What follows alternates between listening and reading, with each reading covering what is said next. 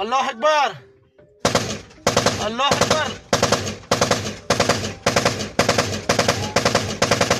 الله اکبر. الله اکبر.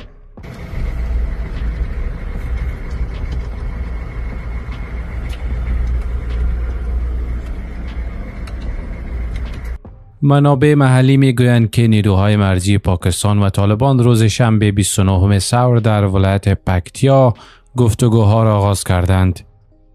به گفته منابع همزمان جلسه جداگانه میان سران قومی دو طرف جریان دارد. این گفتگوها بعد از 5 روز درگیری خونین در ولایت پکتیا آغاز شده است. باشندگان ولسوالی دند پتان میگویند که تبادل آتش میان دو طرف بامداد شنبه 29 ثور توقف یافته است. آنها روایت کردند که شب جمعه درگیری سنگین میان دو طرف جریان داشته است.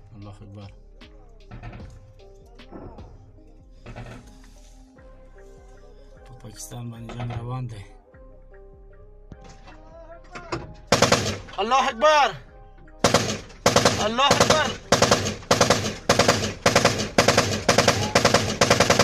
الله اکبر. الله اکبر. در این درگیری ها که روز دوشنبه 24 ثور آغاز شده بود، دست کم 5 عضو طالبان و 3 غیر نظامی کشته شدند.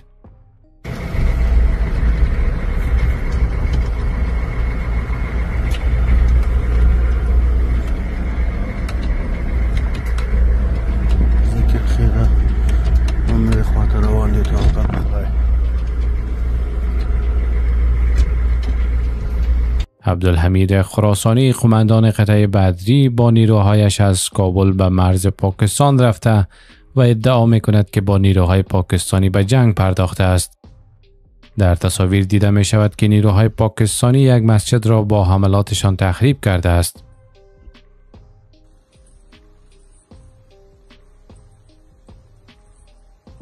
هرچند مقامات پاکستانی و طالبان در مورد دلیل اصلی این درگیری ها تا هنوز چیزی نگفتند، اما منابع غیر رسمی میگویند که ساخت یک پاسگاه در نقطه صفری از سوی نیروهای پاکستانی دلیل آغاز تیراندازی میان دو طرف بوده است. در ویدیوهایی که از محل این درگیری نشر شده دیده می شود که دکانهای بازار و خانه‌های ولسوالی دند پتان تخریب شدند. رسانه‌ها به نقل از اهالی پکتیا گزارش دادند که در چند روز گذشته ده‌ها موشک از خاک پاکستان به جانب این ولایت شلیک شده است و برخی از آنها به خانه‌های مسکونی اصابت کرده است. با این حال روزنامه دان نیوز پاکستان گزارش داده است که این درگیری شام دوشنبه و در پی آن آغاز شد که پوسته‌های مرزی در منطقه کرم وزیرستان جنوبی از خاک افغانستان هدف گلوله‌باری قرار گرفت.